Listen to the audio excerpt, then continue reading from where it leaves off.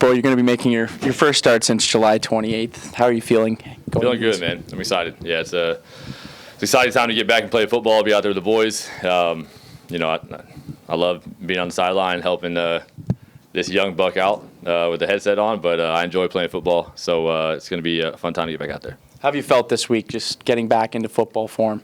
Man, really good. Yeah, I mean, we got a lot of support around us. I think we're creating a game plan that looks strong, and I think we're confident in. Now, they can come out and do different things, but mentally I feel good, physically I feel good, and I think the boys are confident and ready to go.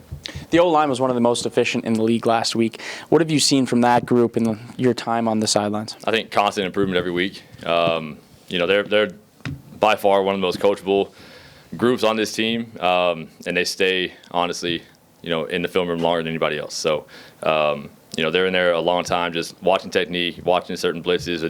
They don't really ever leave a stone unturned. I mean, they're looking at every single, stunt, any blitz you can run.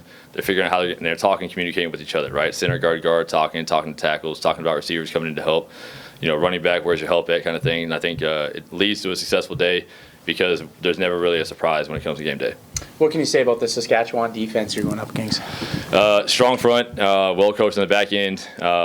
I think they've gone through a lot of injuries, as it seems almost a lot of teams have this year. But some of theirs have been kind of on that back end. And I think, a lot of, media stuff is coming out about them saying, hey, you've got to stop the run, you've got to do this. I think they're like any other team in the sense that, anytime you lose a game, people are going to criticize what you're doing. Anytime you win, hey, you're one of the best teams in the league. So, I saw what Micah said the other day, and he's obviously a former teammate. When they're on, and they're hard to beat. And just like any team, when they're off, they're off. They rely on that front to get to you. They've got a great Mike linebacker that makes sure everybody gets lined up, gets in the right spot. He's been in the league for a really long time. And they've got a D coordinator that's been, doing creative things the entire time he's been in that position, and he's continued to do it and change things up. So I've always had, good games, bad games against them. It seems like there's always some high points and some low points. So I don't think you're ever going to get the same picture from them. They're going to keep throwing stuff at you until they find out what works, and then they keep giving that to you. You've been in a lot of big games and a lot of playoff pushes and playoff games. But for those guys who haven't been, what are you kind of messaging to them and maybe some of those younger players who haven't been in a stretch like this?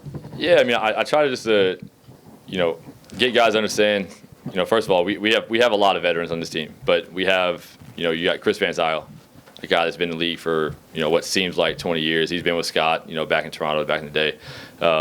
I even asked him to say something to the guys. I just understand, hey, yes, we clinched playoffs last week, right? And everybody, it's a super, big high. Everybody in the locker room celebrating.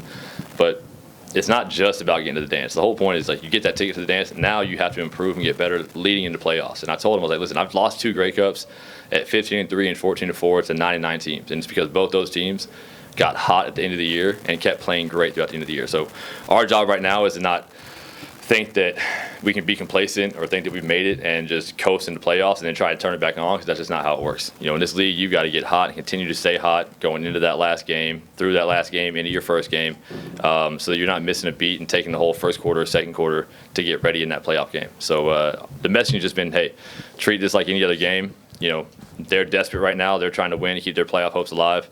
Our job is to make sure we do everything we can to go out there and win a football game. Thanks a lot, Bo. Yep. Yeah. Come on.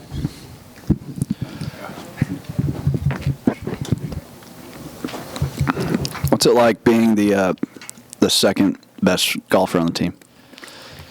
Well, that's a tough one. How good you are talent-wise is really, opinion based, and I like to keep things more statistical based. So when I look at the fact that the guy who thinks he's the number one golfer is 0-2 versus me, and he choked on 18, and I made the 10-foot putt to win.